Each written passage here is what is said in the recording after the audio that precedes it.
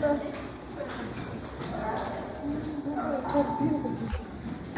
Oye, ¿esto ¿tienes algo para poner aquí? Llena de plata. La lista vayan pasando ustedes, pero están ahí abajo.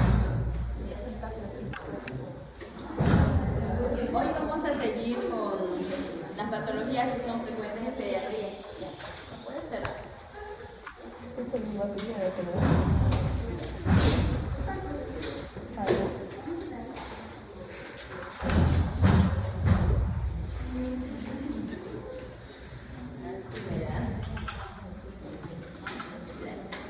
Entonces les decía que hoy vamos a continuar con todas las enfermedades frecuentes en pediatría. Ya llevamos todo lo que era la parte digestiva, sobre todo diarreas y deshidratación, y que lo vamos a complementar con el trabajo de investigación que son las parasitosis. ¿Ya? Entonces todo en conjunto al final igual vamos a tener todos los temas de ese capítulo. ¿Ya? Entonces hoy nos toca todo lo que es respiratorio. ¿Ya? Las enfermedades respiratorias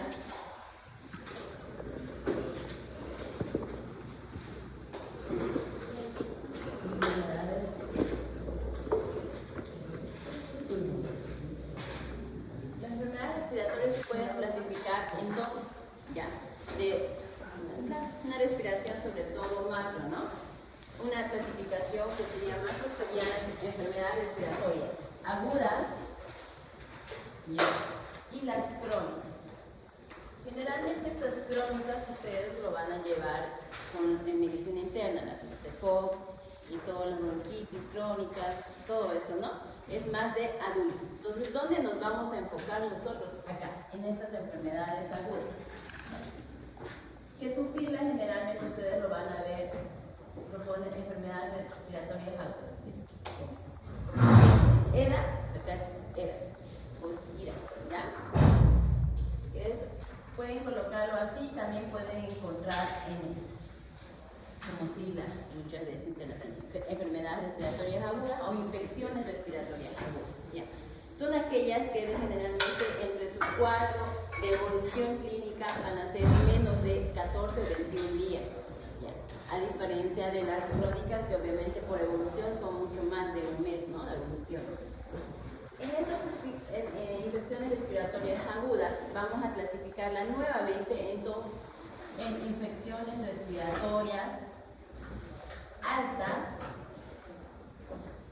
e infecciones respiratorias bajas. Esta clasificación es de acuerdo a la clasificación anatómica, ¿no? La ubicación de la infección como tal. Hoy vamos a hablar sobre las infecciones respiratorias altas. Entonces, tienen claro, ¿cierto? Cuando hablamos de términos médicos o clasificaciones, siempre tenemos que hablar comentando o contando esta clasificación. Enfermedades respiratorias que pueden ser agudas o crónicas, y entre las agudas tenemos infecciones respiratorias altas y bajas. ¿Listo? Ahora, entonces, entre las infecciones respiratorias altas por anatomía, que afecta la parte respiratoria, ¿qué parte de ese sistema respiratorio puede estar afectado inicialmente? ¿Por dónde? La nariz, ¿no? Siempre vamos a comenzar por la parte nasal, luego, ¿qué nos continuaría? La faringe, y luego, antes de la tráquea, laringe, ¿no? Entonces ahí, exactamente. Laringe y ya después la tráquea, que sería nuestra porción baja, ¿no? Hasta acá llegamos a la parte superior por anatomía, ¿ya? Entonces, cada una de estas va a tener su presentación. Por ejemplo, a nivel nasal, ¿qué va a ocurrir? ¿O qué puede presentarse?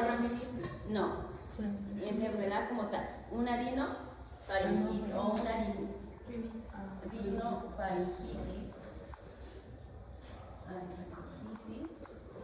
resfrío común o catarro. ¿Por qué tiene el término de a veces de rinofaringitis? Porque no siempre es limitada a veces esa inflamación, también a veces afecta parte de la faringe, por eso rinofaringitis. o resfrío común o catarro, ¿cierto? Las tres son la misma entidad, no son diferentes, solamente que se las puede llamar de estas diferentes formas, ¿ok? Este es el catarro común, que así lo van a encontrar en las diferentes literaturas. Luego vamos a faringe. En faringe, ¿qué puede haber? ¿Qué puede ocurrir cuando hay una infección? Una faringitis, una faringitis aguda, una faringoamigdalitis,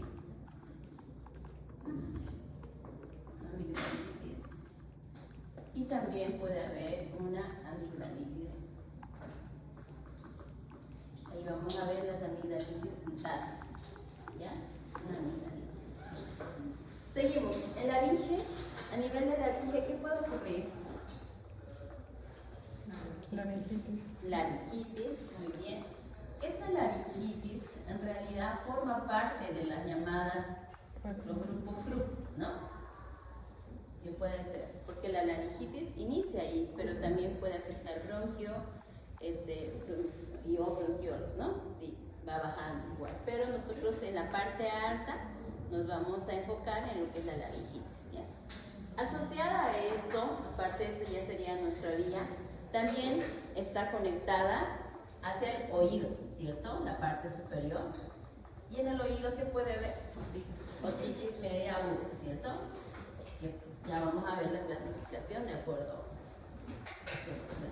Luego viene también la parte de los senos paranasales. ¿Qué ocurre en los senos paranasales? ¿Cierto? Muy bien. Hasta acá, este es el grupo que forman parte de las infecciones respiratorias agudas altas, ¿ya? Ahora cada una las vamos a ir viendo. ¿Tienen alguna duda hasta acá con la clasificación? Claro, sí. El CRUP es un síndrome, ¿ya? Que se caracteriza por, ya lo vamos a ver en la laringitis, pero es un síndrome, no es una enfermedad como tal, ¿ya? Que incluye varias patologías, incluyendo la laringitis. Pues acá no hay duda, ¿cierto? Ya. Ahora, vamos desglosando cada uno. Comenzamos con el resfrío común. De cada enfermedad, nuestro objetivo es saber, uno, la definición, ¿ya? Acá voy a colocar resfrío común. ¿Qué debemos saber de cada enfermedad? La definición. En caso de que tenga clasificación, la clasificación, no todos van a tener la misma temática. La etiología, el cuadro clínico, el tratamiento,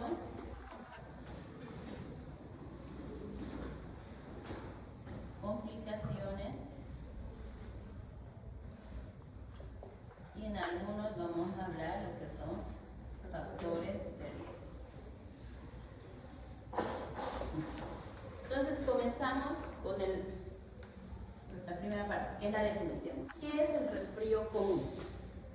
A todos nos ha dado un resfrío, ¿cierto? Pero por definición, ¿qué es el resfrío común? La ubicación. ¿Qué es una infección? Es una inflamación, ¿ve? Es una inflamación a nivel de la mucosa nasal. Eso es lo que es el resfrío común. Solo eso, ya. Ahora, seguimos. ¿Tiene clasificación? No tiene clasificación. Pero sí tiene la etiología. ¿Qué es la etiología más frecuente? Es viral. Su etiología frecuente es viral, ¿ya? Entonces, es muy importante en estas patologías saber la etiología, porque de acuerdo a eso nosotros vamos a ver el tratamiento, ¿ok? En la viral, ¿cuáles son los virus más frecuentes? En el caso del resfrío común es el rinovirus. Casi el 50% de la etiología es viral y de causa por el rinovirus. Pero el rinovirus tiene más de 100 serotipos, es decir, que estas enfermedades pueden que nos den 3 o 4 veces, incluso más veces durante el año, sobre todo en estos niños que van a ir a guarderías que pueden estar expuestos a diferentes serotipos de rinovirus. ¿Ya? Otro de los virus están los adenovirus, coronavirus, diferentes al del COVID, ustedes saben que hay varios, ¿okay? Y también el virus de la influenza. Por eso acá se habla, cuando hablemos de tratamiento, vamos a hablar igual de un tratamiento preventivo, ¿ya? Entonces, estos son los virus con mayor frecuencia, ¿ya? Este es el que se lleva acá, es como que el virus más frecuente, ¿ya? El resto igual, pero este tiene varios serotipos, hay que tomar en cuenta eso. En cuanto al cuadro clínico, vamos a clasificarlo en niños menores de 1 año y en los niños mayores de 1 año. ¿Cómo es el cuadro clínico en los niños menores de 1 año? ¿Qué es lo que lo caracteriza? Congestión nasal. Eso es lo que más tienen ellos, congestión nasal. ¿Qué más pueden tener? Acá tienen congestión nasal, irritabilidad,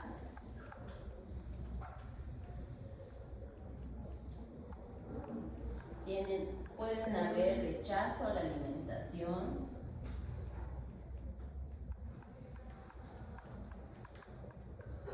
y obviamente fiebre, pero de 38 grados, pero no es poco frecuente. Son niños generalmente que se caracterizan más por esto, congestión nasal, irritabilidad, rechazo a la alimentación, ¿ya?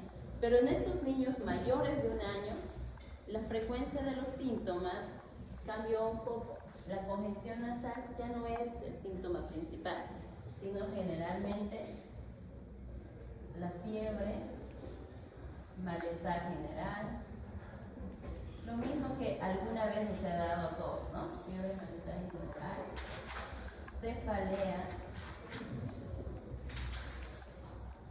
después obviamente congestión nasal,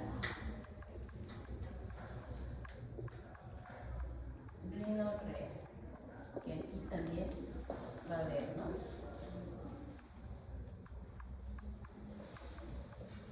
Eso es más que todos los síntomas. Pero el examen físico, ¿qué vamos a encontrar en ese niño? ¿Qué se les ocurre? Si ya dijimos que es una inflamación de la mucosa nasal, que los síntomas, que es de causa viral, y más que todo son síntomas generales, ¿qué creen que podríamos encontrar al examen físico? Generalmente va a ser un examen físico negativo, es decir, normal. ¿Qué puede haber? Rinorrea, la presencia de rinorrea, más nada. Esa rinorrea, ¿qué características tiene? Porque es muy importante eso. Es blanquecina, es hialina, ¿cierto? Inicialmente, porque dice que esta rinorrea, como es una inflamación de la mucosa nasal, hay reacciones citoquímicas. Esa inflamación va pasando en el tiempo y al final, ya cuando hay resolución del cuadro, puede haber descamación de esa mucosa dañada, de esa mucosa inflamada. Y cuando ocurre esto, esta rinorrea hialina cambia de color, como se torna amarilla o verdosa. Y muchas veces cuando ya está amarilla la mamá se alarma, ¿no? Y va al médico y le dan antibiótico. Si se dan cuenta por fisiopatología, esa es como que la historia normal de esa sintomatología.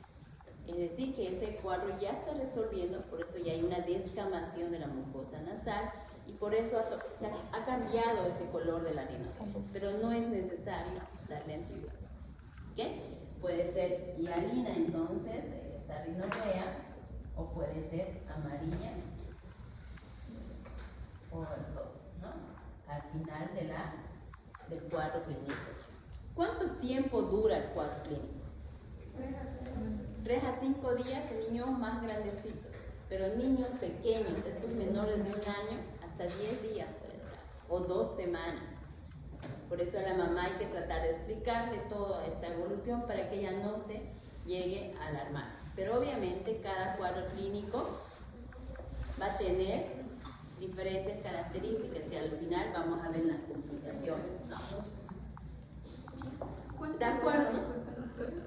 En niños mayores de 5 años puede durar de 3 a 5 días o hasta 7 días, es decir, una semana. En niños mayores de 5 años. Pero en niños ya menorcitos de 5 años hasta 2 semanas, el doble del tiempo, ¿ya? Por el mismo. Luego vamos a lo que es el tratamiento. Voy a borrar esto. ¿Nos tienen alguna duda con el cuadro clínico? A todos nos ha dado resfriado. Cuando yo les pida su examen, cuadro clínico de rinorrea, le tienen que colocar así. Niños menores de 1 año, cómo se caracteriza, y en los niños mayores de 1 año. Los síntomas fundamentales. Acuérdense que los niños mayores de 1 año ya tienen los mismos síntomas que los adultos, preescolares o adultos. ¿Ya? Así que ya lo van a ir viendo. Entonces, ya, vamos al tratamiento. Con todo lo aprendido hasta ahora, el tratamiento, ¿cómo va a ser? Sintomático, ¿cierto? Entonces, lo primero que tienen que saber que es sintomático. Entonces, vamos a ir tratando los síntomas. Si hay fiebre, ¿qué vamos a utilizar? Antipiréticos. ¿Cuál? Antipiréticos. Entonces vamos a utilizar el paracetamol. ¿Qué cantidad o qué dosis? 10 a 20 miligramos por kilo por dosis, ¿no?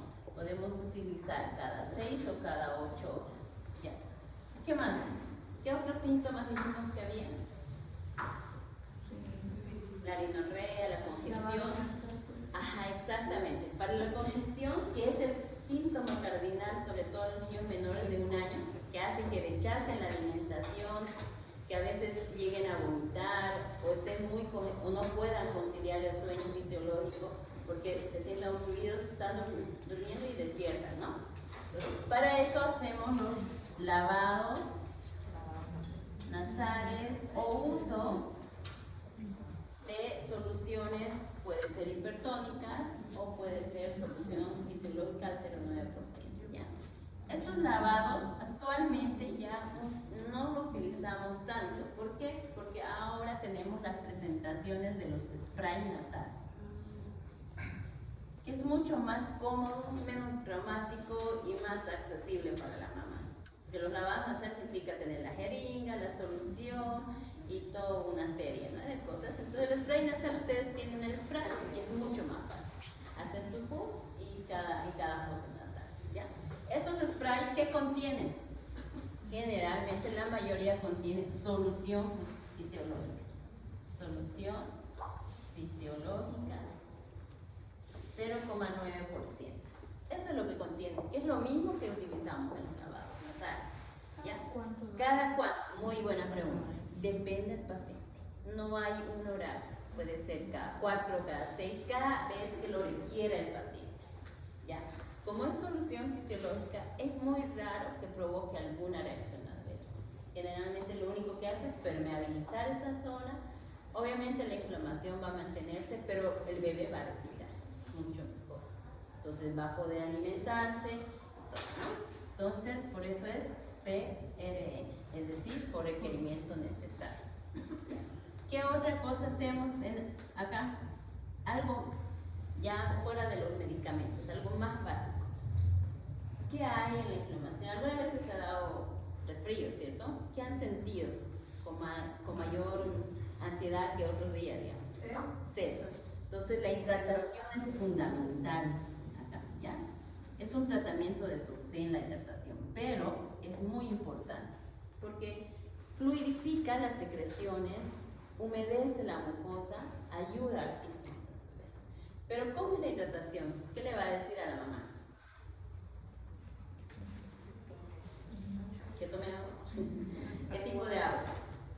¿O qué tipo de líquidos? No necesariamente, porque una hidratación para humidificar. Leche materna, algún tipo, si es menor de 6 meses, mantener su leche materna. Aumentar, ¿no? Exacto, o aumentar la frecuencia. Y sobre todo, líquidos tibios, ¿ya? Entonces, ¿a qué me refiero? Puede ser canelita o algún tecito, algo que le quieran dar. Incluso algunos autores hablan del uso de estos líquidos asociados con la miel. Pero ustedes saben que en niños menores de 1 año no se debe dar. Está contraindicado por el riesgo que puede haber de botulismo, ¿cierto? Entonces, no. Pero sí lo van a leer, depende de algunos, ¿ya? Pero la hidratación es fundamental. Sobre todo líquidos tibios, ¿no? Bien. Algo más acá. ¿Qué más le podemos dar a ese bebé? ¿Le damos antitusivos? ¿Le damos antidescongestionantes? No, está contraindicado. ¿Ya? Si sabemos que es una inflamación de las vías, los antitusivos muchas veces, ¿qué hacen? Bloquean el estímulo de la tos, ¿cierto? Si no hay tos, ¿cómo va a fluidificar o cómo va a tratar de movilizar esas secreciones? Se acumulan, el niño se complica y es peor. ¿Okay? ¿Por qué los descongestionantes no? Sobre todo en niños menores de 1 año. Ya. Los antigripales, si bien en la práctica clínica lo utilizamos, pero tratemos de no utilizar en niños menores de 1 año, sobre todo por el efecto de la pseudoefedrina, que es muy irritable en la parte neurológica en los niños menores de 1 año. Entonces, niños mayores de 1 año sí pueden utilizar los antigripales, pero generalmente la literatura no lo recomienda. ¿Ok? Ya. Hablamos del tratamiento de...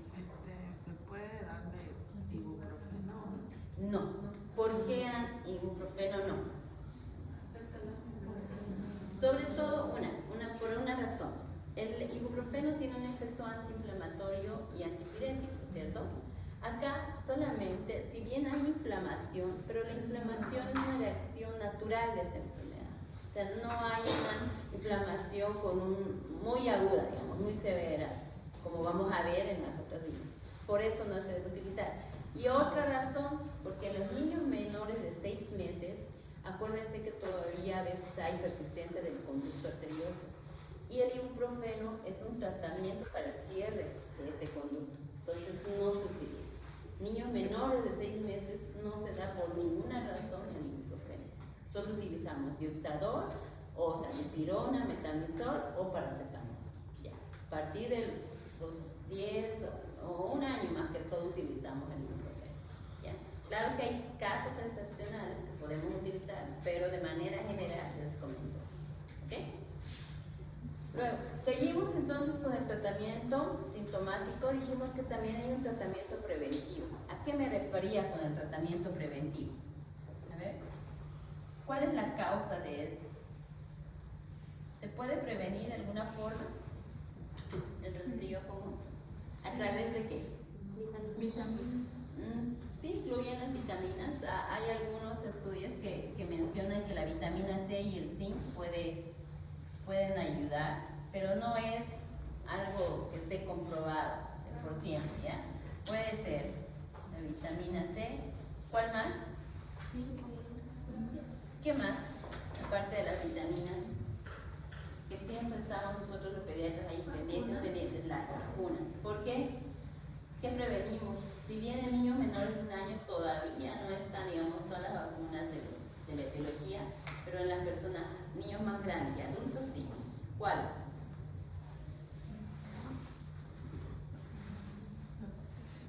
¿Cuáles dentro de la etiología que yo les mencioné estarían en el esquema de vacuna? La BCG. No, pero es tuberculosis relacionado a esto. Dijimos que la etiología era rinovirus, coronavirus, influenza y los adenovirus, ¿no ves? Coronavirus. Exactamente. Coronavirus generalmente niños mayores de 5 años y adultos, y la influenza a partir de los 7 meses de edad. Recuerden que por el esquema tenemos 2 dosis antes del año y 1 dosis de refuerzo después del año. Entonces sí entran igual las vacunas, ¿no? Las dos. Influenza y coronavirus, ¿no? Virus, ya. Ahora, otro tratamiento preventivo, sobre todo en niños menores de 6 meses. ¿Qué pregonamos igual los pediatras? Lactancia materna, siempre exclusiva, ¿ya? Lactancia materna exclusiva, siempre. ¿Por qué? Porque eso ustedes saben que transfiere inmunidad, ¿no? A los bebés. Entonces, esto, y aparte de, hay otro tratamiento preventivo, que me dijo alguna, el lavado de las manos. ¿Por qué es importante el lavado de las manos? Dentro de las características de los virus, sobre todo el rinovirus, mencionan de que una vez emitido a través de la gotita de flujo o las secreciones, en el ambiente puede durar hasta 2 días, en diferentes objetos inanimados, mesa, asiento, todo. No tiene que el paciente o el niño estar necesariamente en contacto directo con el paciente resfriado. Puede ir, tocar y luego meterse eso a la boca o agarrarlo a la nariz, y así muchas veces nos contagiamos. Entonces, el lavado de manos es muy importante en estas patologías. ¿Y dónde debemos nosotros mayormente orientar este lavado de manos? ¿En qué tipo de ambientes? Acá, por ejemplo, nos exponemos muchas guarderías, sobre todo. Las guarderías son un foco 100% de infección de los niños. Empiezan a entrar en la guardería y se enferman, ¿cierto? Es por esta razón. Entonces, siempre hay que tratar de orientar a la mamá que debe utilizar el lavado de manos frecuente, tanto en la casa como también mencionar en su guardería. Ya. Esto es en relación al tratamiento, así que ya saben, tratamiento sintomático y también hay un tratamiento preventivo que debemos saber. Ya. Entonces, continuando, tenemos las complicaciones. ¿Cómo se nos puede complicar este resfrío? ¿Con qué? Con una sinusitis en niños grandes puede ser, acá lo voy a colocar, complicaciones, puede ser una sinusitis, ¿qué más? Una otitis media, aguda, ¿qué más? ¿Cómo más nos podemos? Esa rinofaringitis o resfrío común puede igual llegar a ser una faringitis, ¿no? Se puede igual, por continuidad igual podría colonizar y ahí complicarse, ¿no? Ya, esos son las complicaciones más frecuentes. Los factores de riesgo, si ya sabemos cuál es el tratamiento preventivo, ya más o menos sabemos cuáles son los factores de riesgo, que serían inmunización incompleta, sobre todo esas mamás antivacunas, ¿no? Que tenemos, los pacientes con alguna comorbilidad que tengan, pacientes que no tengan una buena inmunidad en cuanto a requerimiento, pacientes que no hayan recibido lactancia materna, todo eso serían los factores de riesgo. Si bien es una enfermedad que muchas veces no lo tomamos en cuenta e incluso ni siquiera lo colocamos como diagnóstico, es muy frecuente y hacemos un mal diagnóstico, porque este resfrío común lo ponemos como neumonía, lo ponemos muchas veces como una faringitis, o a veces lo tratamos hasta como una bronquiolitis y no lo es. ¿Ya? El cuadro clínico y los síntomas son muy específicos. No hablé de dificultad respiratoria, nada. Obstrucción nasal, todo a nivel superior. ¿Ya? Fiebre, que puede ser de 38 o 38,5, no pasa. Generalmente niños más grandecitos que los pequeños. Los pequeños más irritabilidad, rechazo a la alimentación, pero por la misma congestión nasal. Y su rinorrea. ¿Ya? ¿Alguna duda hasta acá? Ninguna, ¿no? Ya. Doctora, ¿puede volver a mencionar las contraindicaciones que no debemos ocupar? Antitusivos, descongestionantes, ¿ya? Sobre todo en niños menores de 2 años. ¿Antigripales? Antigripales. Ya niños más grandecitos los pueden utilizar, pero niños pequeños no.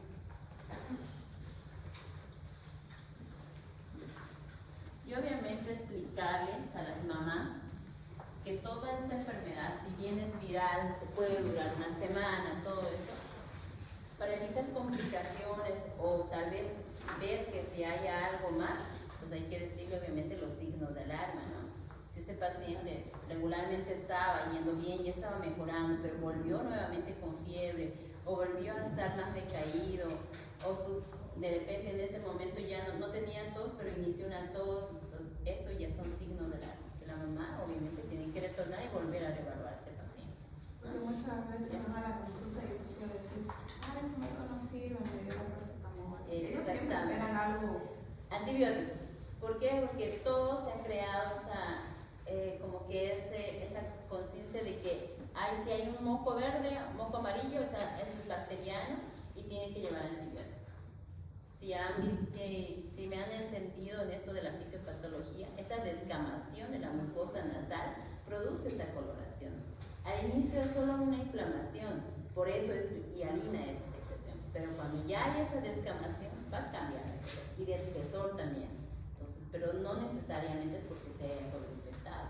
Puede pasar, pero como les digo, tendría que haber otros síntomas asociados diferentes a lo que yo les mencioné. Ya. Entonces, continuamos. Entonces, ahora nos toca todo lo que son las faringitis agudas, ¿no? Entre la faringitis aguda, acá ya vamos a tener un porcentaje, bien es mínimo, pero ya vamos a tener un porcentaje de faringitis agudas bacterianas. ¿Ya? Entonces las vamos a dividir. Antes de esto, primero el concepto. ¿Cuál sería el concepto entonces acá? La inflamación de qué? De la mucosa de la faringe, ¿no? Entonces a ese nivel va a ser ahora la afectación. Y esta clasificación la vamos a tener por la etiología va a haber faringitis viral y faringitis aguda. Y por la afectación anatómica puede estar presente. Esto es afectación anatómica. Esta es su clasificación por etiología. Doctora, ¿es faringitis viral y faringitis aguda? Perdón, bacteriana. Bacteriana. Y por la anatomía puede ser solamente afectación de la faringe, faringitis, solo aguda,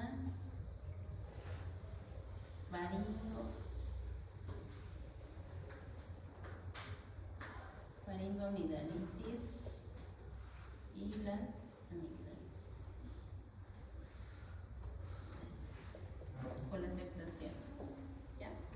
Entonces vamos a hacer la diferenciación clínica en cuanto al cuadro clínico entre una faringitis viral y una aguda. Vamos a ver en qué se diferencia entre los síntomas. ¿Ya? Y obviamente esta clasificación lo vamos a obtener a través, acá sí hay un examen físico. ¿Ya? Entonces ahí, una vez que nosotros hagamos la exploración física del paciente, de la cavidad oral, con el bajalenguas, vamos a ver a nivel de la faringe qué parte de la cavidad o de qué parte de la faringe realmente está la afectación, ¿no? Entonces acá sí hay un examen físico, por eso les coloqué estas dos clasificaciones. Entonces decíamos que en la viral y la bacteriana van a haber diferencias en cuanto al cuadro clínico. Voy a borrar esta parte.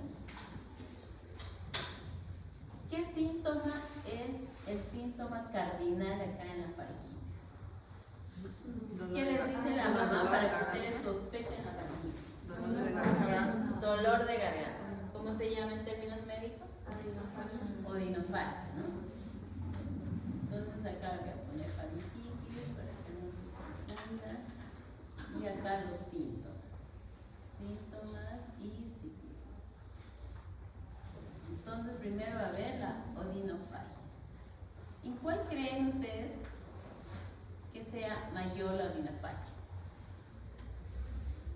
¿En la viral o en la bacteriana? Todos igual hemos tenido alguna vez una faringitis. En la bacteriana es mucho más dolorosa, ¿no? O sea, uno no puede a veces ingerir ni siquiera la alimentación líquida. Entonces en la viral es leve y acá ya es dolor más, puede ser 3 cruces acá y acá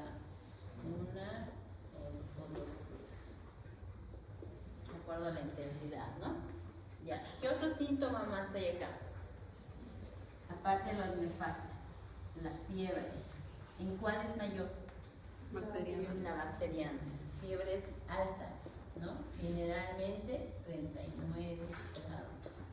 Acá puede haber de 38. Hay, pero no es tan alta, ¿no? Esa fiebre de la bacteriana es alta y frecuente, difícil de controlar. ¿Qué otros síntomas vas a ver acá? ¿Hay tos? No hay tos. Los días iniciales exactamente no hay, pero por reflejo, los días posteriores cuando hay mayor congestión sí puede haber, ¿ya? Sí hay tos. Acá en la leve puede estar ausente y acá sí es un poquito más frecuente. Sí. Fiebre, odinofagia, ¿qué más? ¿Qué más hay? Puede ser irritación por la misma tos y ahí es por eso, esa irritación es lo que provoca la tos. Ahora sí vamos a lo que es el examen físico. También hay, puede haber. Ahora sí, en el examen físico, ¿qué vamos a encontrar en la bacteriana y qué vamos a encontrar en la viral? Ya les dije que la exploración es a través de la cavidad bucal, vemos todo lo que es la faringe y visualizamos ¿qué cosa? La presencia de las amígdalas para ver, ¿no?, si hay congestión o no, o solamente hay una hiperemia de la faringe. Si hay la presencia de placas, si hay presencia de exudado, entonces ahí es donde vamos a diferenciar. Entonces en la viral, ¿cómo va a estar esa faringe? Normalmente solamente es hiperemia.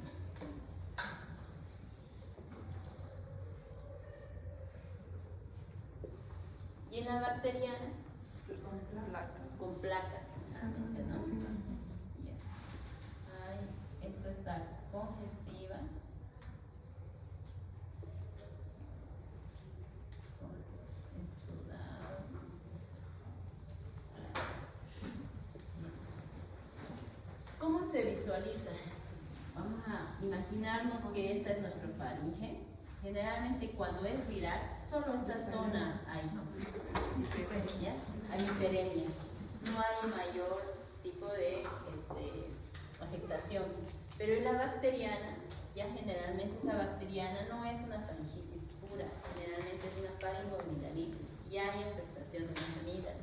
Pues que vamos a ver una congestión o una inflamación de las amígdalas. Vamos a ver toda esta zona ya afectada y a la vez vamos a ver exudados que pueden ser en las amígdalas o incluso en la pared del paladar. Y también, o sea, en la pared del paladar y la faringe. Entonces ahí nos vamos a dar cuenta realmente si es viral o es bacteriano. ¿Ya? Entonces acá, aparte de hiperemia, va a haber congestión. Pero ¿en qué patologías o bajo qué etiología, sobre todo, nosotros vamos a sospechar de que hay que sea bacteriana, que sea un germen específico cuando hay petequias en la parte del paladar? ¿Qué etiología nos hace pensar? Algo muy frecuente que hay. ¿Cuál? Cuando hay petequias, generalmente estamos pensando en el streptococcus. ¿Ya? Streptococcus, el grupo A. ¿No? ¿Ya? Entonces, aquí ahorita vamos a ver eso en etiología. Estamos primero en cuadro clínico. ¿Qué más podemos encontrar acá en el examen físico? Aparte de esto. Esta es la mayor afectación. Si se dan cuenta hasta acá, es puramente clínico igual de técnico. Con una buena exploración, igual usted ya llega por lo menos a tener la sospecha con el cuadro clínico si es viral o es bacteriano. ¿Ya? Hay otra patología también que es la faringitis herpética. Esa igual tiene también placas, pero a diferencia de los exudados de la bacteriana, las placas son más como tipo vesículas y afectan no solamente a la faringe, ya, afecta a la mucosa oral también, o sea, los labios, la lengua, todo, es decir, casi toda la boca se llena. Esa es su diferencia. ¿Ya? Entonces, ahora, ya sabemos el cuadro clínico, Para complementar estos datos, tenemos que saber cuál es la etiología más frecuente, ¿cierto? En el caso de la viral, ¿cuál sería la etiología más frecuente? Ya la voy a contar. La etiología más importante, la viral, van a ser los adenovirus, influenza, también puede ser polinovirus, pero poco frecuente, y los coronavirus. Y en la bacteriana, ¿cuál es el que nos? El estreptococo,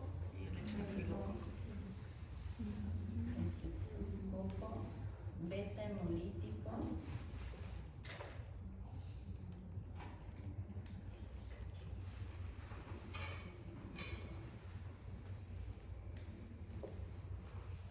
este es el germen más frecuente y característico que da una infección hospitalaria.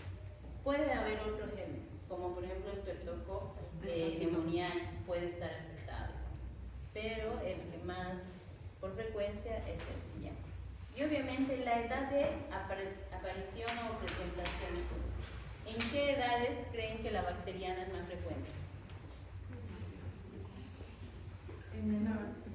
En mayores. ¿De cuántos años? Generalmente mayores de 1 año, incluso 2 años. Porque antes de esa todavía no tenemos tejido amigdalar, ¿cierto? Entonces no hay mayor afectación. Mayores de 3 años. 2 a 3 años. ¿Ya? En mayores de 1 año algunas veces podemos encontrar, pero generalmente es mayor de 2 años. Por eso. La viral es la más frecuente en niños pequeños. ¿Ya? Entonces, ahora vamos con el tratamiento.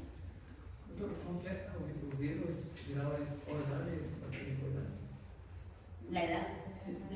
La viral es en menores de 2 años, más frecuente. Niños mayores de 2 años, no es que sea más frecuente la bacteriana, sino que ya puede presentarse.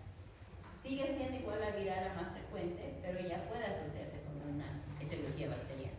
¿Ya? Pero en niños menores de 2 años es muy raro encontrar una bacteriana. Ese niño tiene que estar muy inmunodeprimido o tener algún contacto con un portador del estreptococo o algo así. Pero es poco frecuente. Generalmente es etiología viral, puramente viral. ¿Ya? Entonces, vamos a borrar. Tratamiento. ¿Cómo es el tratamiento acá? Si es de causa viral, va a ser un tratamiento sintomático, ¿cierto? Aquí ya tenemos que tomar en cuenta la causa o la posible causa, porque todavía no estamos indicando ningún laboratorio, nada. Simplemente con el cuadro clínico y el examen físico. La otra clasificación, o sea, igual. Es por la anatomía más que todo, para ver si es una faringitis sola, para que tú tomes en cuenta tu diagnóstico. Si es una faringitis aguda o si es una faringoamigdalitis o es solamente una amigdalitis. Por ejemplo, en el examen físico de la bacteriana puede ser una amigdalitis cultácea, que su causa más frecuente es el estreptococo, o puede ser una faringoamigdalitis, que igual pueden tener, ambas tienen exudados. Es solo para eso es lo que te sirve, para delimitar la inflamación y la infección como tal, pero no para eso. En cambio, la etiológica sí te define para más o menos ver qué tratamiento vas a indicar. ¿Ya? Ambas te ayudan en eso. Ok, entonces con esto del tratamiento, decíamos que si estamos sospechando de una causa viral, que son las más frecuentes, ¿cuál sería el tratamiento?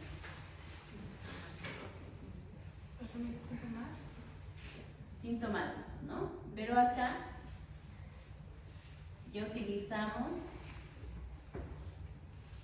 aparte del paracetamol, utilizamos para el tema de la fiebre y el dolor, ibuprofeno. Porque acá se nos añade algo que es el dolor, odinofagia, el dolor de garganta. Entonces, por esa razón también es que el tratamiento tratamiento ya de inicio es ibuprofeno. Pero si es un niño menor de 1 año, ¿qué le damos? Paracetamol en lo posible. Entonces no utilizamos ibuprofeno como les decía. Entonces por eso podemos utilizar con mayor seguridad mayor de 1 año. Solo como les digo, nosotros los pediatras, dependiendo del caso, podemos determinar, pero menores de 6 meses no utilizamos, siempre paracetamol. Si el dolor es más fuerte, el metamizol. También podemos utilizar. El dioxazol, a diferencia del ibuprofeno, ¿cuál es su mecanismo de acción? Es antipirético. ¿Qué más? Es analgésico, pero no es antiinflamatorio. En cambio, el ibuprofeno sí. Acuérdense que el metamizol tiene el mismo efecto que el paracetamol, solamente que su potencia es mayor, ¿no? Su mecanismo, o sea, su acción igual es más corta, o sea, más rápida, pero más corta que el paracetamol.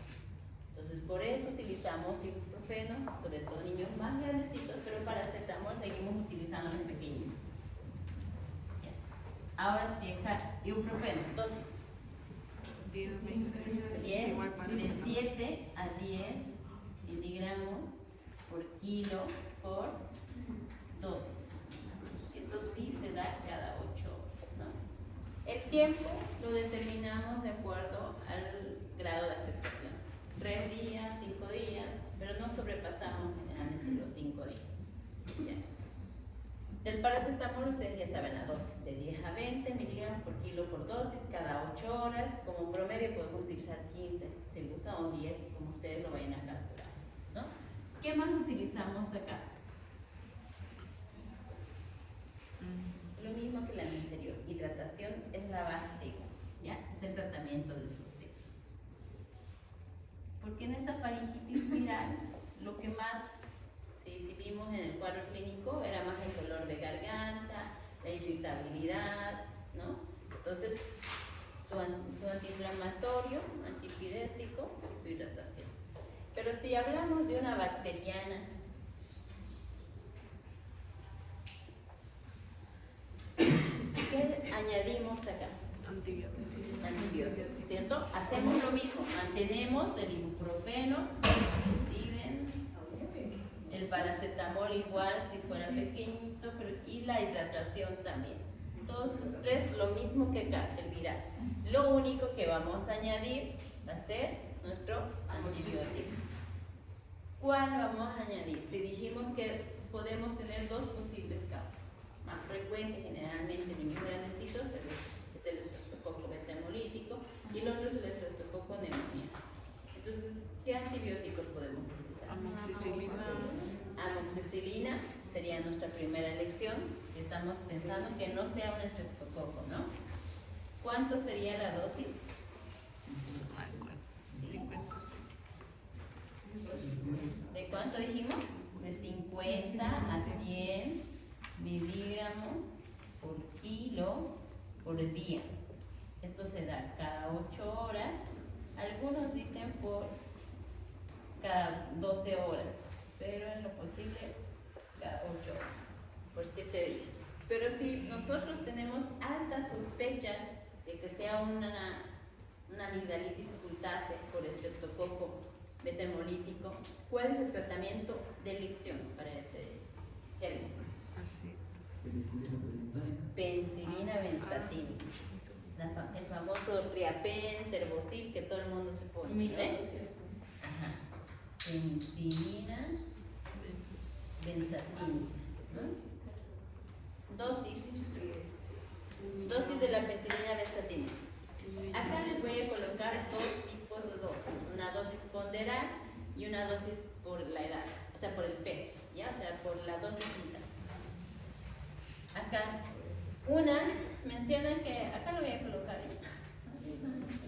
acá les voy a colocar, penicilina benzatínica, dicen que puede ser, la dosis kilo peso es de 50.000 unidades internacionales por kilo, dosis única, ¿no? O también mencionan de que podemos dar en niños que pesen menos de 27 kilos,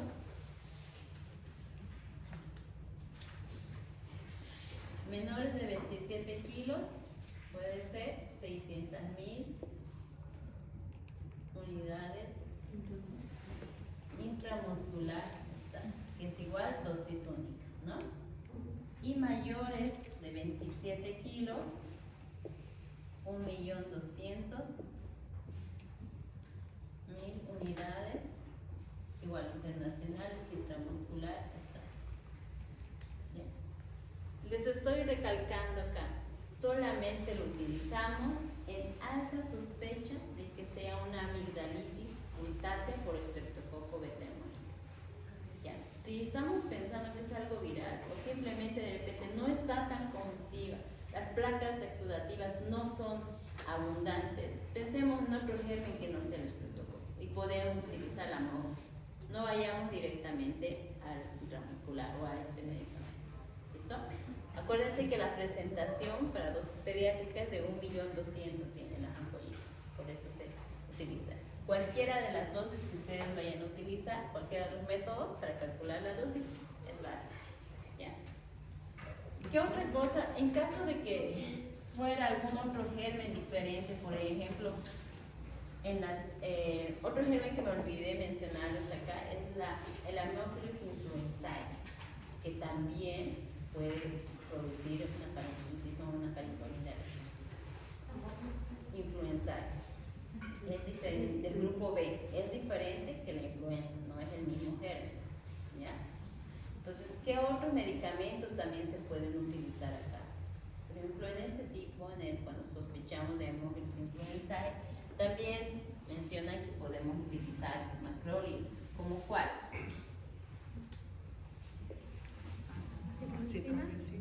Generalmente la citromicina. Entonces, ¿cómo nosotros vamos a sospechar, digamos, en este tipo de germen? Generalmente ese paciente que ya viene con un tratamiento de amoxicilina y no ha resuelto, y ustedes examinan orofaringe y aún siguen esas plaquitas, aún sigue congestiva esa faringe. Entonces, otra teología, ahí a veces, ¿qué hacemos? Asociamos a citromicina. ¿Cuánto es la dosis? De 10 miligramos por kilo por día. Esto es de 3 a 5 días máximo, ¿no? Y es cada 24 horas. Esa es la frecuencia. Bien. Hasta ahí es lo único que podemos utilizar. No utilicemos cefixima, no utilicemos ceftriaxona, nada de eso, porque no va con los gérmenes que son más frecuentes en esta patología. ¿Ya? Entonces, dime. Los niños no se puede aplicar corticoides junto con la penicilina. No. Esa es otra de las prácticas usuales que tenemos en primer nivel, pero no debería ir. ¿Cuál es el fundamento o la justificación de por qué lo utilizan? Para prevenir las alergias, supuestamente. Pero para eso siempre se hace con la penicilina la prueba de sensibilidad. Entonces, no es tan traumática, agarrar desde la preparación, colocarle el ojito para ver si se hace hiperemia o no, y ustedes saber si es alérgico o no. Pero no está indicado asociarlo a la dexametasona, pero sí lo hace. No debería ser. ¿Sí? En caso de reacciones alérgicas, ¿no va a dar antihistamínico? No, si en caso, buena pregunta, si fuera alérgico a la penicilina, ¿qué utilizamos? En caso de alergia a la penicilina, ¿qué medicamento utilizamos? ¿Cuál utilizamos cuando somos alérgicos a la penicilina? O a cualquier amoxicilina. No. La eritromicina. En esos casos sí utilizamos la eritromicina. ¿Ya? Su dosis es de 50 miligramos por kilo. Y sospechemos sí de esto es cada 6. Eso en cualquier bacteriana, claro, obviamente si estás sospechando, si eres igual alérgica a la amoxicilina o eres a la penicilina, Entonces, la eritromicina, ¿ya? Igual de 7 días. En este caso, sí, la eritromicina, acuérdense. En todo paciente, es un adulto lo mismo. Paciente que sea alérgico a la mox o algo, utilizan la eritromicina. Porque es el tipo de infección que necesitan utilizar la mox. Ya. Seguimos. Entonces, las complicaciones. ¿Cuáles podrían ser las complicaciones más frecuentes? Las complicaciones. Nuevamente, otitis media aguda. Puede haber otitis media aguda. Puede haber absceso periamigdalino.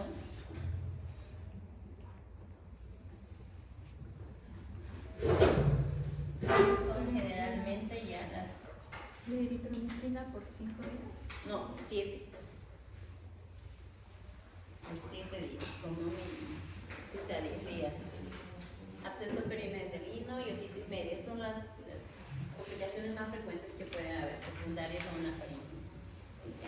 Los factores de riesgo similares al anterior, igual pacientes que no tengan todas las vacunas, pacientes que no reciban lactancia materna, pacientes desnutridos o alguna inmunidad baja que sea asociada a una comorbilidad. ¿Ya? Entonces, cualquiera de esos factores de riesgo. Vamos entonces. Seguimos. Después de la faringe, ¿qué estructura anatómica nos continúa?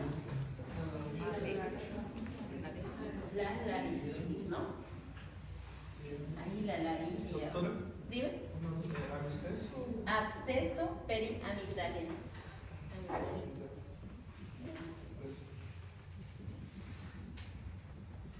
Ya. Entonces ahora continuamos con los que afectan la laringe, ¿no? Y vamos ahí, tenemos las laringitis. En la laringitis igual es la misma definición, ¿no? Es inflamación a nivel de la mucosa que abarca la laringe, ¿no? Y ahí sí vamos a tener otro síntoma cardinal, ¿no? Que sería en este caso, dijimos que puede haber, pero es menos frecuente. ¿Qué otra cosa hay acá? ¿Alguna vez han escuchado a un niño con laringitis? ¿O han escuchado hablar de la tos perruna? El estridor, eso es lo característico, ya. Si se dan cuenta, estamos bajando, en todos tenemos un síntoma cardinal: resfrío, congestión nasal, bajamos faringitis, dolor de garganta o rinofagia, y ahora en laringitis vamos con el estridor.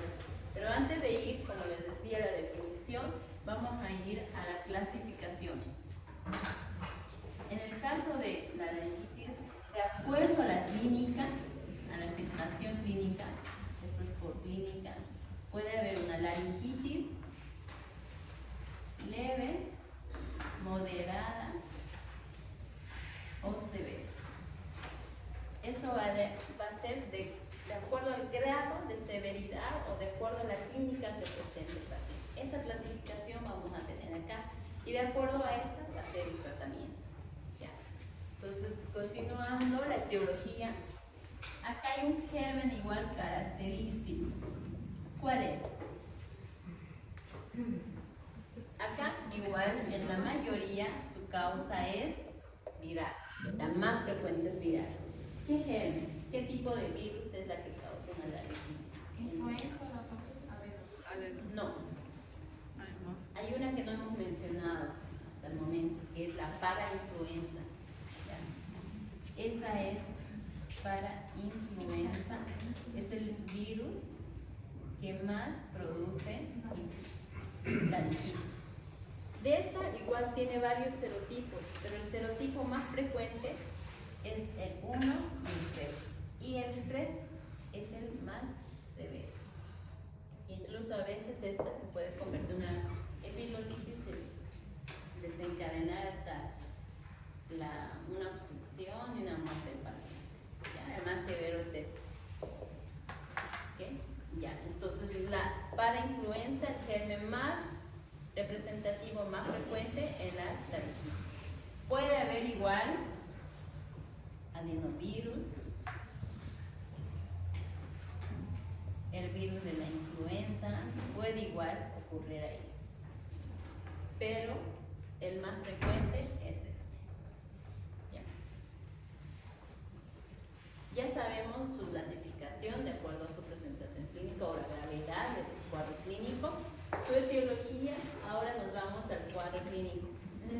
clínico tenemos que ver. Hay bacterianas, sobre todo por el Haemophilus influenzae tipo B, pero es muy poco frecuente, es como un 10%. Es 90, 80, 90% es viral y es por este virus. ¿Ya? Por eso es que en la laringitis, ustedes van a ver el tratamiento, no utilizamos antibióticos. Solamente en algunos pacientes que estamos sospechando que de repente nos está haciendo una epiloditis, que se está asociando con la epiloditis. Ahí sí. Pero en una laringitis pura no. Entonces, acá, vamos. ¿Qué síntomas va a haber en la laringitis? Vamos a igual colocarle acá los síntomas y signos. Y aquí vamos a ver la leve, moderada y la severa. Primero vamos a ver el cuadro clínico y luego nos vamos a ir a tratamiento. ¿Cuál dijimos que era el síntoma? Aquí hay una triada. No sé si han escuchado hablar de la triada de la laringitis. Uno es la tos perruna, la disfonía y el estridor laríngeo.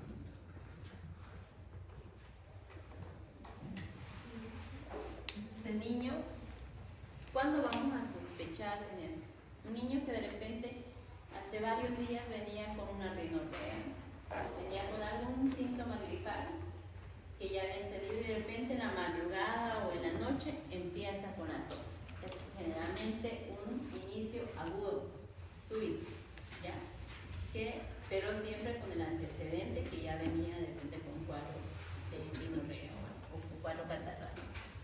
Empieza con una tos perruna o a veces directamente la triada con tos perruna asociado con su estridor laríngeo. O sea, tos que parece un perrito y al final hace como un gallito.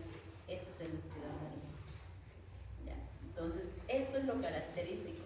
En la leve, generalmente, ¿qué es lo que más hay? La tos perruna puede haber, igual que la disfonía, pero el estridor laríngeo todavía no se presenta. En cambio, en la moderada sí, en la moderada la tos es mucho más intensa, la disfonía también, y ya tenemos el estridor laríngeo. Y obviamente en la severa es de mayor intensidad, ¿no? Y hay presencia de estrés. ¿Qué otros síntomas más podemos encontrar en una laringitis aparte? Esto es lo característico, pero puede haber otros síntomas. ¿Qué otros? Por ejemplo, la fiebre. Es una fiebre generalmente que no sobrepasa los 38. Normalmente es menor a 38 grados. Ya. En la leve muchas veces no hay. En la moderada sí puede haber, o sea, una cruz igual que en la severa igual, pero no es lo característico, no es el síntoma principal. Puede haber, como les dije, intermitente, no es. ¿Qué otra cosa puede haber acá? Si hay una inflamación a nivel de la laringe, ¿qué puede haber en cuanto a la fisiopatología del aparato respiratorio? Bueno, no va a haber apetito. Sí, puede ser, es algo asociado, pero ¿qué otra cosa más? Si está obstruido acá, vía aérea, hay dificultad respiratoria, ¿cierto? Entonces puede estar asociada con dificultad respiratoria. Y en esa dificultad respiratoria es donde nosotros al examen físico recién vamos a poder constatar ciertos signos. Porque si se dan cuenta, antes de esta dificultad respiratoria es difícil visualizar la laringe. Es imposible con solamente un bajareno. Entonces ahí no nos ayuda mucho la clínica. Pero cuando ya hay dificultad respiratoria, que esta dificultad respiratoria va a estar presente acá, en la moderada y sobre todo en la severa. Pero en cambio en la leve no hay dificultad respiratoria, solamente tos o disfonía, más nada. Esa dificultad respiratoria, ¿a través de qué lo vamos a nosotros evidenciar? Uno, la presencia de sibilancias que dijeron ahí. ¿Qué más? tirajes.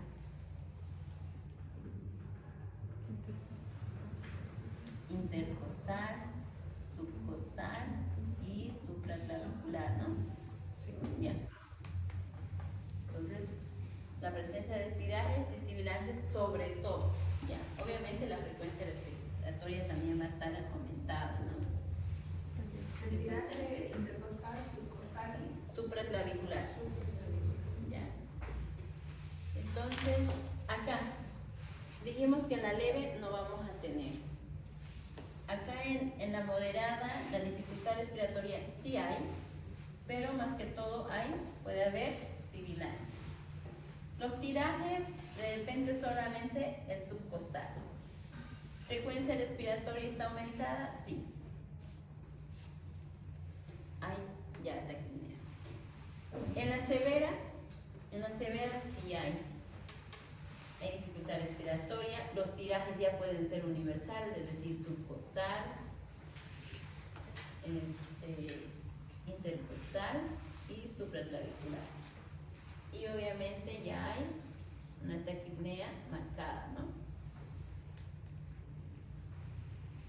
Y acá ya va a estar con saturación menor a 92%. Ya va a haber desaturación en la severa. En la moderada todavía el niño puede estar compensando, puede todavía estar su saturación menor. Entonces acá ya este cuadro clínico es básico que nosotros tenemos que examinarlo en el momento que el paciente llegue a emergencia, porque este paciente generalmente llega a emergencia, porque la tos es tan alarmante, ese ruido es tan alarmante para la mamá que no va a consulta, va directamente a emergencia. Y si ahora es una forma ya moderada, severa, directamente la dificultad respiratoria es la que le alarma a la mamá y la que le hace llevar a emergencia. Esto igual hay varios scores para la laringitis, score modificado de gravedad, de severidad, score pulmonar que puede utilizar, pero utiliza los mismos parámetros. Así que no es necesario aprenderse, pero por lo menos tomar en cuenta eso.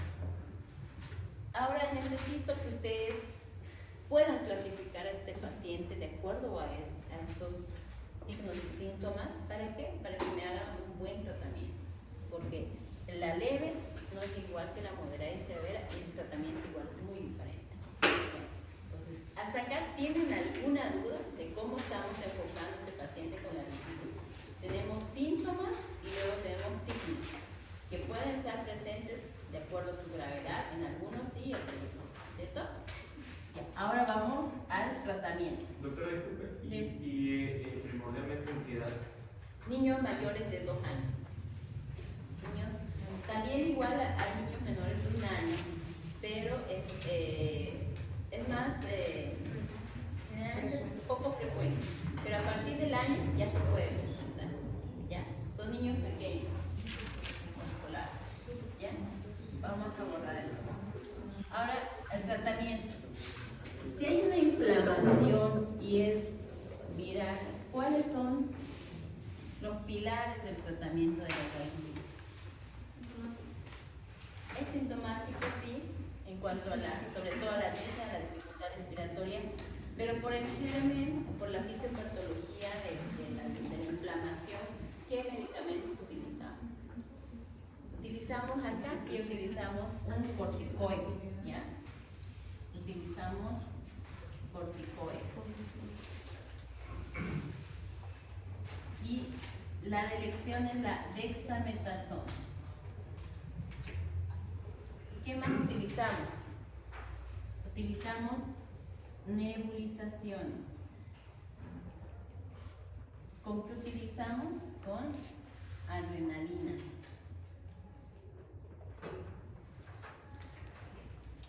La dexametasona utilizamos una dosis de 0,6 miligramos por kilo por día. Entonces acá habíamos dicho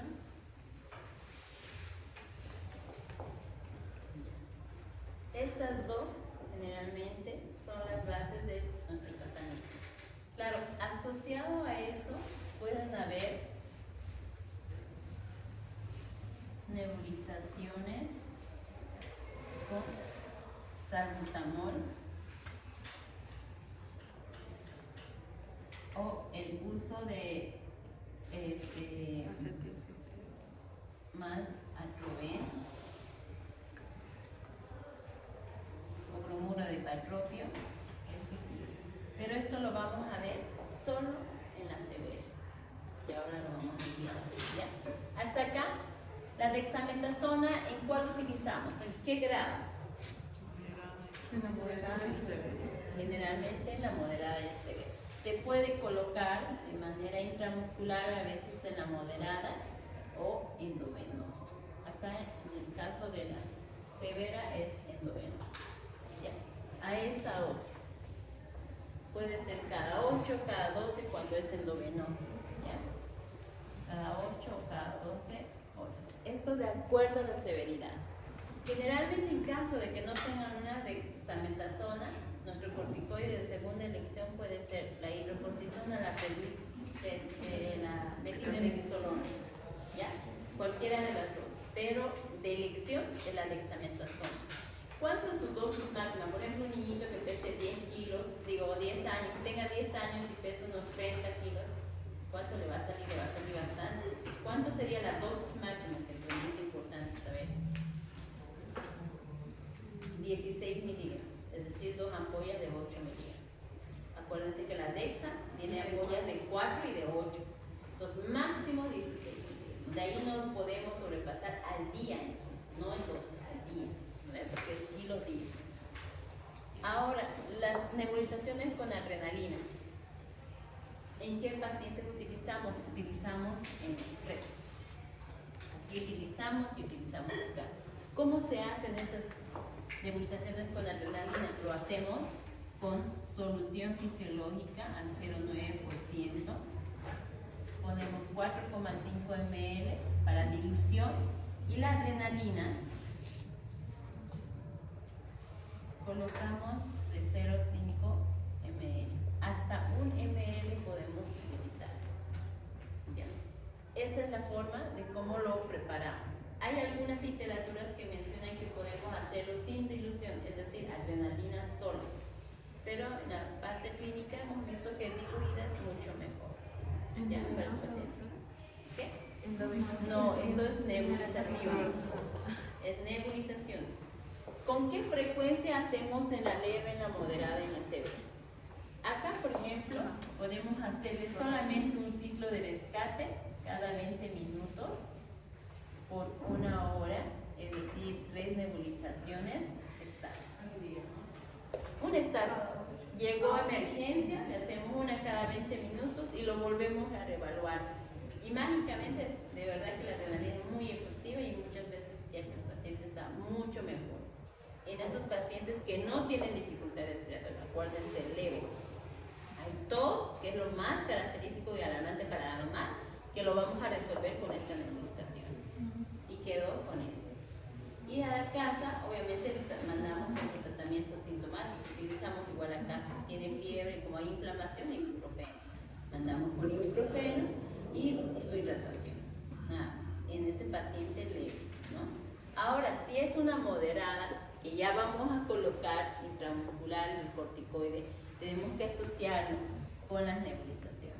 Igual volvemos a hacer este mismo ciclo de cada 20 minutos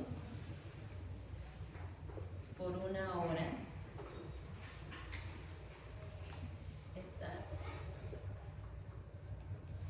Y luego lo hacemos por requerimiento necesario. ¿Qué significa esto? Ese paciente que lo vamos a colocar de rescate, evaluamos nuevamente en 1 o 2 horas. Si ese paciente no ha mejorado o ha disminuido, pero ha vuelto nuevamente a hacer su crisis de tos, ya ese paciente tendríamos que internarlo en observación y volvemos nuevamente a hacerle ciclos, no ciclos, sino colocarle sus nebulizaciones orales. Puede ser cada 8 horas, cada 6 horas, cada 12, dependiendo del grado. ¿Ya? Acuérdense que en la moderada les dije que sí, ya había dificultad respiratoria, una dificultad respiratoria leve, entonces había ya tiraje de repente. Entonces en este paciente ya tengo que hacerlo de repente un poquito más espaciado y más prolongada las nebulizaciones. Hasta acá me están entendiendo de cómo vamos tratando de acuerdo a la severidad, ¿cierto? Y ya, acá todavía no estoy asociando nada de salbutamol, nada.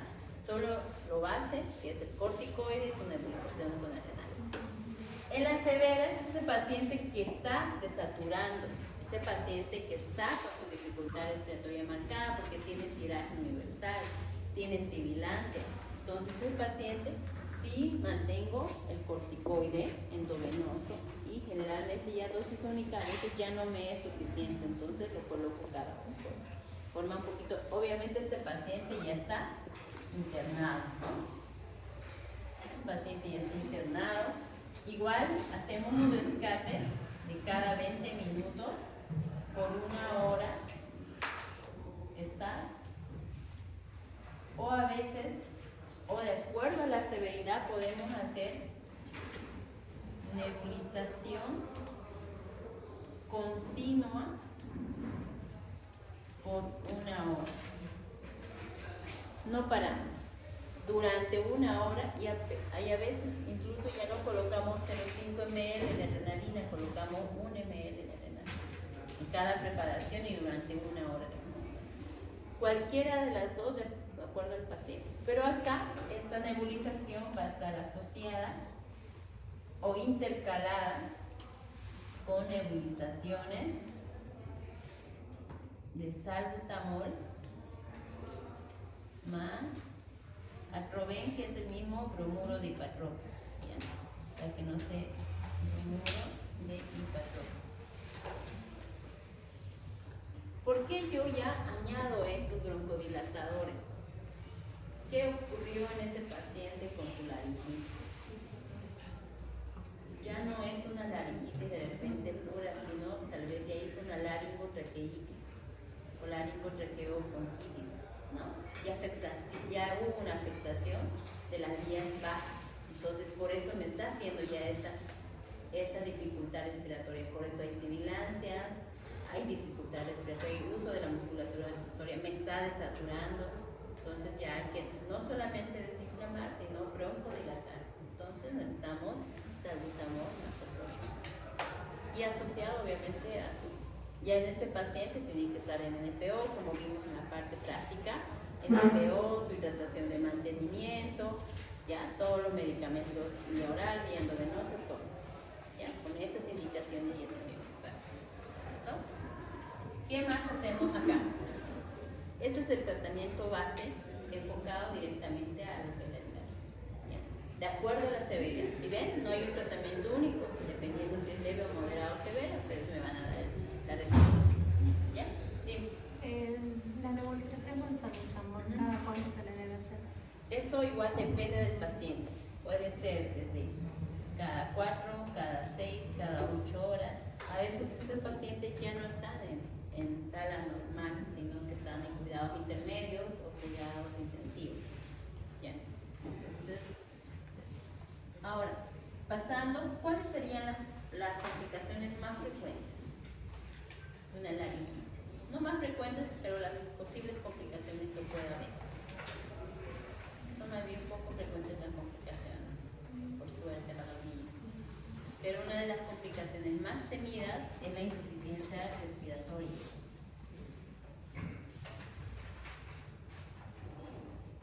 Insuficiencia respiratoria y la epiglotitis.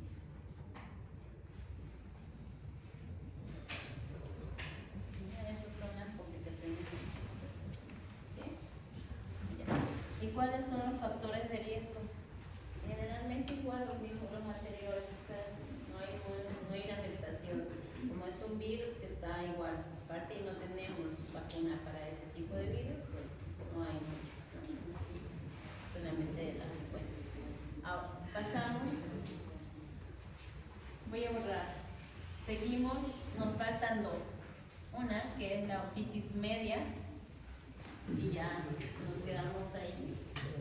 Otitis media, que llega a ser, por definición, una inflamación o una infección a nivel del oído, ¿cierto? La otitis media aguda. media aguda. Entonces su definición va a ser siempre una inflamación, infección o una invasión de microorganismos a nivel del oído medio. ¿Cierto? La clasificación. Hay varias clasificaciones en relación a la otitis media.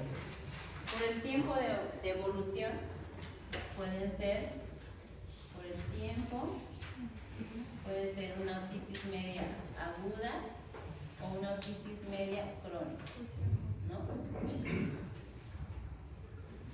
La aguda generalmente es la que dura menos de 10 días, la crónica cuando ya tiene más de 10 días, ¿no? Y está recurrente. Después puede ser por la presencia de si hay secreción o no, pueden ser otitis media aguda, supurativa, y la otitis media aguda no supurativa.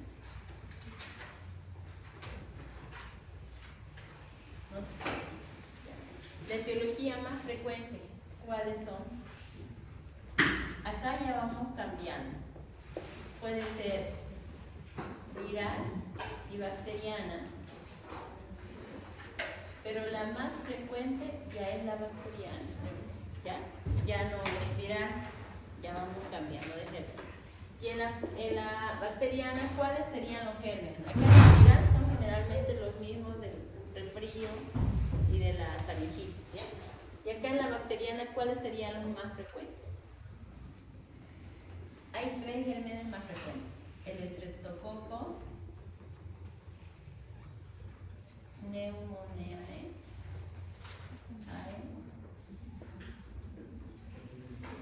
y la Haemophilus, Influenzae y la Moraxella catarrhalis.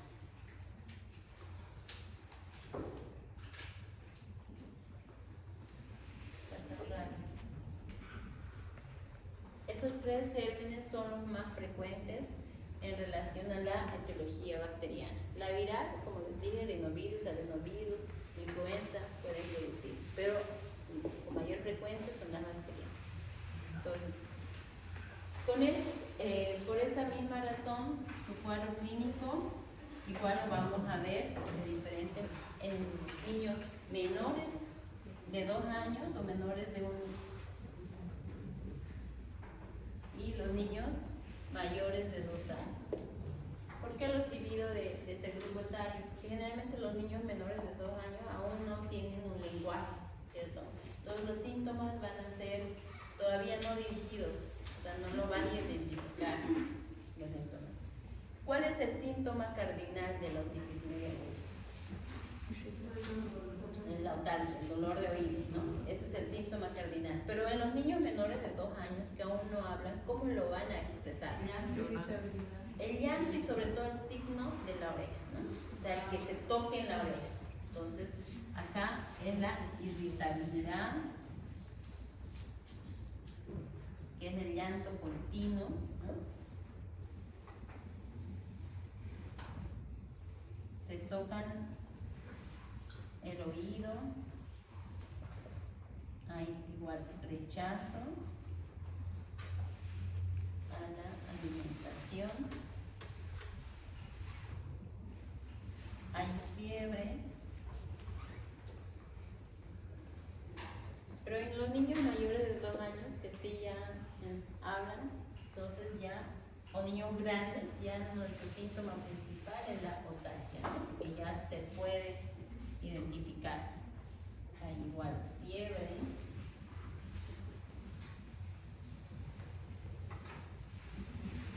cefalea y malestar. Esto es lo más característico, ¿ya? ¿En qué tipo de pacientes es más frecuente? ¿En los menores de 2 años o en los mayores de 2 años? 50-50, ¿no? ¿Por qué creen que en los menores, los que dijeron menores de 2 años? ¿Por qué? No tanto. por eso. Por Por anatomía. ¿Qué ocurre? La comunicación del conducto auditivo es mucho más corto, ¿no? Y también el nivel, digamos, igual. Entonces, por eso es más frecuente en menores de 2 años que en niños mayores. 2 años rara vez sí hay, pero no sí hay. En cambio, en menores de 2 años sí lo vamos a encontrar. Lo que pasa es que muchas veces no lo llegamos a diagnosticar porque no hay esa famosa otalgia, ¿no? Ese niño lo para irritarle, y a veces pensamos que es cólico, pensamos que es otra cosa y resulta ser una otitis media. ¿Qué antecedente es importante para nosotros sospechar una otitis media? Que tenga un cuadro previo de faringitis o rinofaringitis. ¿Ya? Yo sería como más una complicación. Como una complicación, más que una entidad sola. ¿Ya? Más que una complicación. Pero ¿dónde nosotros vamos a definir nuestro diagnóstico? Aquí es una sospecha clínica con todos los síntomas, ¿no?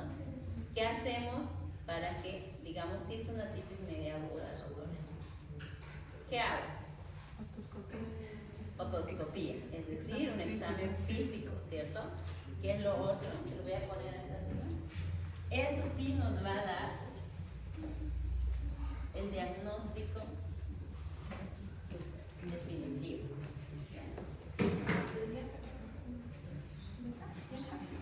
otoscopía.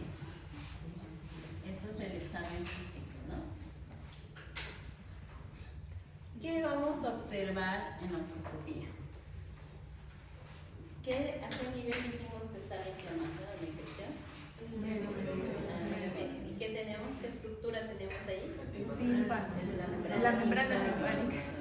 Entonces, ¿qué características puede tener esa membrana timpánica? Puede estar membrana timpánica, puede estar, de acuerdo a los grados, puede estar hiperémica, en los bordes, puede estar abombada o puede estar a veces ya perforada, ¿no? Estas características podemos encontrar. Conducto auditivo externo, pasando con la parte del otoscopio, puede estar hiperémico o simplemente no puede haber nada. Llegamos a membrana timpánica. ¿Cómo es nuestra membrana timpánica? ¿Cómo llegamos a ver? Generalmente como una estructura circular, blanquecina, translúcida, ¿cierto? Como un foquito, más o menos como esa parte. Pero cuando ya nosotros tenemos una otitis, que de repente es una otitis catarral nada más, estas estructuras, estos bordes, ustedes lo van a ver rojos. Esto es una hiperemia ahí. Todavía se mantiene el efecto translúcido, pero ahí hay. ¿Cuándo decimos que está opaca y abombada? Cuando ya esto no está rojo, pero todo esto se nota ya no blanco, sino es ya como esta silla, más opaco, mucho más gris, digamos. Ya no hay esa translucidez que había. ¿Y cuando está perforada? Nosotros la vamos a ver así. Hay un espacio negro acá y acá todavía está opaco. Ahí uno se da cuenta, pero todo es con el examen. Y no es conducto auditivo externo. Eso, como les dije, puede estar normal, pero tenemos que llegar hasta visualizar la membrana timpánica.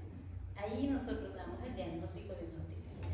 Antes no, simplemente porque le duele el oído, no es una otitis, hasta que ustedes no verifiquen con su examen físico que tenga cualquiera de esas características. ¿Ya? Acá bombada, opaca, también puede estar. Les pongo todas estas características porque puede haber cualquiera de estas, o todas tal vez. ¿Ya? No hay...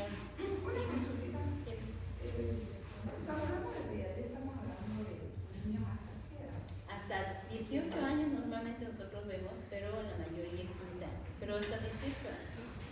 Pero ¿qué pasa? Con estas enfermedades... Por ejemplo, que yo escucho niños, por ejemplo, en grandes, he visto muchos 10, 12 años, así, para ver el tipo de tratamiento. Claro, ¿no? Y hasta qué edad. El tratamiento es similar, no es tanto por la edad, es por la patología. ¿Qué pasa? Que estas enfermedades respiratorias agudas son más frecuentes en niños ya menores de 10 años, generalmente menores de 5 años. ¿Por qué? Por sus estructuras anatómicas, por la inmadurez, de repente estamos todavía en desarrollo, la inmunidad, el inicio, digamos, de que todavía no tenemos una inmunidad adquirida porque no nos hemos puesto en contacto con los gérmenes, por eso es más frecuente. Niños más grandes obviamente ya tienen una inmunidad adquirida porque ya han presentado esas patologías, entonces ya tienen otros factores de riesgo, de repente más cuidado con los rígidos, ya saben toser, ya saben eliminar las secreciones, ya no hay mayores complicaciones, ¿ya? Pero el tratamiento hasta los 18 años es el mismo. ¿Qué va a cambiar? Van a cambiar de repente el cálculo de la dosificación. Porque, por ejemplo, mayores de 10 años ya utilizamos dosis de adulto, porque ¿cuánto pesan nuestros niños de 10 años? Pesan más de 60, 80 veces acá, la mayoría están obesitos actualmente. Entonces, a veces uno de 15 es mucho más grande que yo y el doble de peso. Entonces, eso es lo que cambia, pero el medicamento sigue siendo el mismo. Incluso, ustedes van a ver que en adultos van a utilizar el mismo tratamiento. Una que otra cosa cambia, pero casi el mismo tratamiento. ¿Ya? Entonces, ¿hasta acá tenemos alguna duda? ¿Será que nos puede dar una hojita para seguir la lista? Claro, por favor.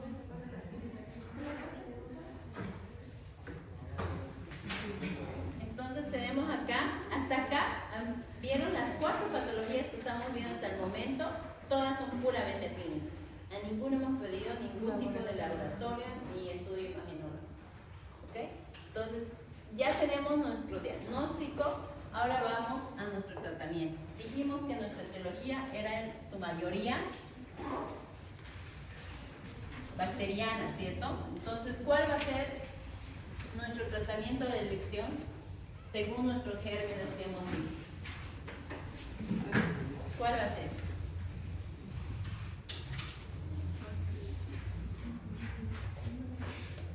¿Qué gérmenes dijimos que eran los más frecuentes? Están durmiendo.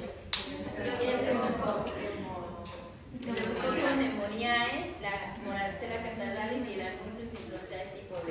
Entonces van a haber 2 tipos de tratamiento. El principal, nuestra primera elección siempre va a ser la amoxicilina, que cubre gram positivos como les tocó con neumonía. ¿Cuánto es la dosis de la amoxicilina? 50. De 50 a 100 miligramos por kilo por día, ¿no? Por 7 días y cada 8 horas. ¿Qué dosis generalmente utilizamos en la otitis media? Utilizamos dosis altas, ¿ya? A diferencia de otras patologías que tal vez podemos utilizar 50, aquí la mayoría entre 80 a 100 miligramos por kilo. Pero si ese paciente de repente ya viene con un tratamiento de amoxicilina sola y no ha resuelto y aún mantiene las características de una otitis media, ¿cuál utilizamos acá? No, la amoxicilina Más ácido exacto, más ácido clavulánico. Porque ya ese paciente de repente ha creado una resistencia a la amoxicilina sola, ¿no? Entonces necesitamos que sea asociada a ácido clavulánico para evitar eso. La dosis normal igual es de 50 a 80 miligramos por kilo por día. Igual esto es por 7 días y es cada 8 horas. Cada 12 o cada 8. Eso está todavía en discusión. ¿Por qué no les pongo la mayoría de la literatura a veces dice que hasta 100 podemos dar? Pero el efecto del ácido clavulánico en los pacientes pediátricos, como efecto adverso, da muchas diarreas. Entonces, dosis muy altas no las manejamos por esa razón, ¿ya? Entonces, tratamos de manejar más entre 50 y 80 miligramos por kilo. Para ver, y explicarle a la mamá que si aparece la diarrea durante el inicio del tratamiento, asociar con probióticos, ¿ya? Para evitar que se deshidrate o mayor complicación, ¿no? En caso de que no haya mejoría con estos dos o que no tengamos ninguna otra resolución, digamos, ¿qué otro medicamento podemos utilizar como tercera línea? La citro y también la cefixima están entre las dos, ¿ya? Uno por el hemófilis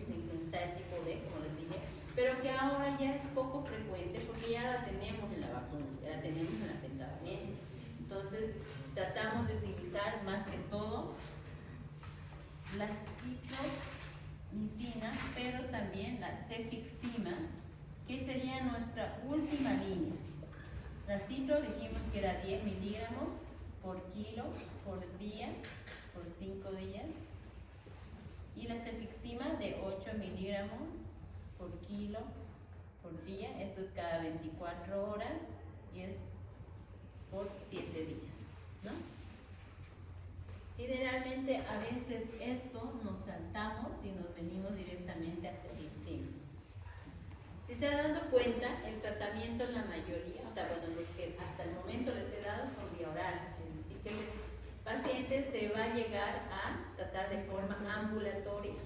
¿Qué casos lo vamos a internar? Sobre todo pacientes que hayan estado con tercera línea, que tengan otitis media supurativa o que tengan algún aspecto séptico. ¿Por qué? ¿Cuáles son sus mayores complicaciones de estos pacientes? ¿Cuál es la más temida que no quisiéramos que hagan? Las meningitis, por la continuidad y la comunicación. O sea, la continuidad más que todo es las meningitis. Por eso es que las otitis medias tampoco son tan benignas, digamos, ¿ya? Hay que tomar en cuenta estos pacientes, tomar en cuenta qué tratamiento ha tenido, qué tipo de diabetes, qué tipo de otitis media es. Por eso les puse la clasificación de supurativa y no supurativa. Si es una otitis media recurrente, si ha tenido más de 3 veces en un año, todo eso hay que tomar en cuenta para que ese paciente posiblemente no esté queriendo hacer una meningitis secundaria en una otitis media. ¿Ya? Entonces, ¿qué otra complicación puede haber? Si hay un tímpano perforado, ¿qué puede haber? Una hipoacusia, ¿no? Por eso a veces igual hay que evitar llegar a esos. Son a veces enfermedades tan frecuentes y tan poco diagnosticadas porque no las llegamos a evaluar bien. Y no necesitamos gran cosa si se dieron cuenta. Solamente historia clínica, un buen interrogatorio y nuestro examen físico. Y evitar.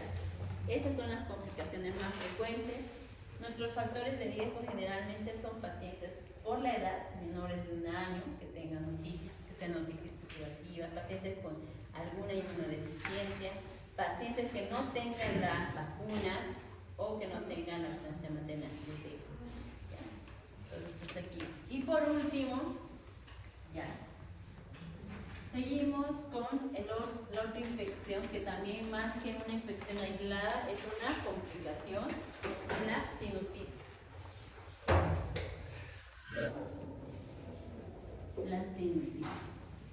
Esta ya la vamos a hacer como un resumen porque la etiología es similar a la de la otitis media, ¿ya? Primero, la inflamación va a ser por concepto. La inflamación ¿de qué? La sinusitis de los senos paranasales, ¿no? ¿Qué senos paranasales conocemos? Frontal, etmoidal, los maxilares, ¿ya? ¿Y a qué edad se desarrolla? Porque eso es muy importante. Es sinusitis y 1 año de edad tiene el paciente. ¿Está correcto eso? ¿A qué edad se desarrolla? Sobre todo el frontal y el maxilar, que es el más frecuente. 2 años dicen acá y ¿qué? Generalmente entre los 3 y 5 años se van a desarrollar. ¿Ya? Por eso ustedes no van a ver una sinusitis en 1 año, 2 años, no es por esa razón. ¿Ya? Y si lo han colocado como diagnóstico, es un diagnóstico erróneo. ¿Ya? ¿Qué ha pasado muchas veces? Mayores de 3 años, más, sobre todo cuando se termina de consolidar la cosa, es mayor de 5 años. Incluso hasta los 7 años todavía hay el desarrollo de los respirados. Entonces, mayores de 5 años cuando hablamos. ¿Ya? Entonces, esa inflamación de esos senos paranasales que producen ya la acumulación, ¿no?, de la secreción como tal. La clasificación, hay una clasificación más que todo, puede ser por el tiempo de evolución, pero no es muy relevante. La etiología, en cuanto a la etiología, les decía que son los mismos gérmenes ¿cuáles eran? Streptococcus ¿no? ¿Y cuál? Acá también el meningococo también entra, y también entra la Haemophilus influenzae de tipo B y la Moraxella catarrhalis, que son los. También pueden haber de etiología viral entre los virus, igual adenovirus, rinovirus, los mismos que afectan la mucosa nasal y faringe, porque esos son los que por continuidad se van a complicar con la sinusitis. Pero acuérdense, niños mayores de 5 años, ¿no? No niños pequeños. Luego el cuadro clínico. En el cuadro clínico, ahí sí, ¿cuál es el síntoma cardinal acá? Dolor tónico. Aquí en Cefalea, ¿no?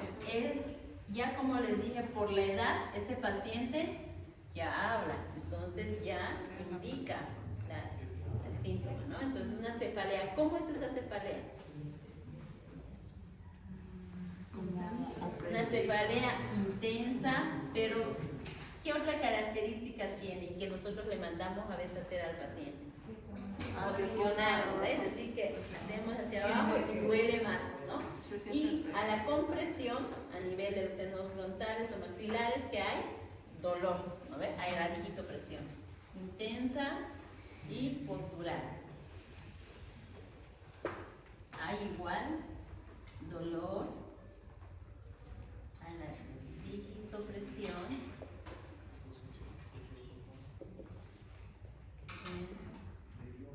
en región frontal y maxilar, ¿no? ¿Qué más puede haber? ¿Qué más? Hay otro síntoma igual característico de la sinusitis. ¿Qué dice el paciente? O la mamá a veces menciona. ¿Qué hay fetidez dónde? Exactamente, generalmente tiene a veces una rinorrea verdosa o una rinorrea fétida, ¿ya? O un aliento fétido, es lo que a veces dice la mamá, pero realmente es de fosas nasales, ¿ya? Entonces hay rinorrea amarilla o verdosa fétida. Ya no hay acá, no es hialina, es directamente, es espesa y es fétida la inflamación. ¿Qué más hay en acá? ¿Puede haber fiebre? Sí hay fiebre, pero no es algo muy constante, generalmente no sobrepasa los 38 grados. No es una fiebre continua, es esporádica, intermitente, no es lo característico. Generalmente es lo de la cefalea, el antecedente del paciente que estuvo con algún tipo de cuadro catarral. ¿Qué fue lo que dijo arriba de fiebre? De fiebre, rinorrea amarilla o verdosa, fétida, purulenta. ¿Cómo? Dolor a la digitopresión en región frontal o sino maxilar. ¿Ya? ¿Qué es lo que hacemos al examen físico, no? Esto más que todo es el examen físico, porque aquí no hay otra forma de evaluarlo, ¿no?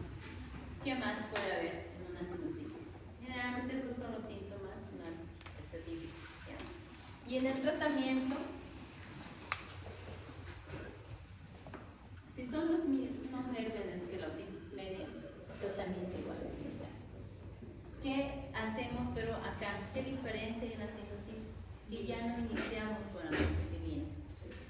Directamente amoxicilina ácido clavulánico, que sería nuestra primera elección, porque como dijimos, clavulánico, generalmente la sinusitis es una complicación, entonces seguramente nuestro paciente ya utilizó acitro, ya utilizó amoxi y de repente ya pues, no va a hacer nada, ¿no? Entonces amoxi es el clavulánico y nuestra segunda línea acá es cefixima. No hacemos nada con la citromicina, no utilizamos entonces amoxi ni acetamicina. Cuando hablamos de sinusitis, estos dos medicamentos. Igual nuestro tratamiento, si ven, es vía oral. Entonces el tratamiento ambulatorio. ¿En qué casos internamos? En los casos que se nos pueden complicar, como cuáles, igual por continuidad, igual una meningitis puede haber, ¿cierto? Entonces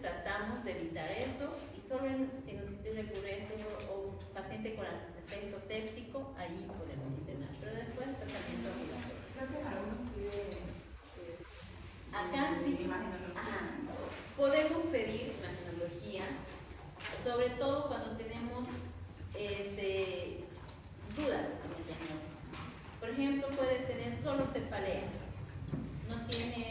y la cefalea no es postural, tiene el antecedentes de su catarro, pero más nada, no tiene a la digitopresión ni nada. Ahí podemos pedir. Y tenemos alta sospecha, entonces ahí podemos pedir un complementario,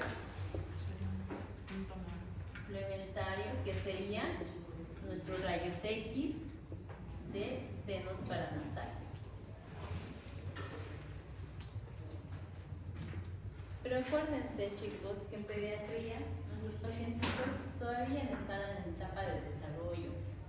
Tratemos de irradiarlos lo menos posible, porque a veces pedimos casi con todas las características. Obviamente nos va a definir nuestro diagnóstico, pero si podemos tratarla de forma empírica por la clínica, iniciemos el tratamiento. ¿Ya?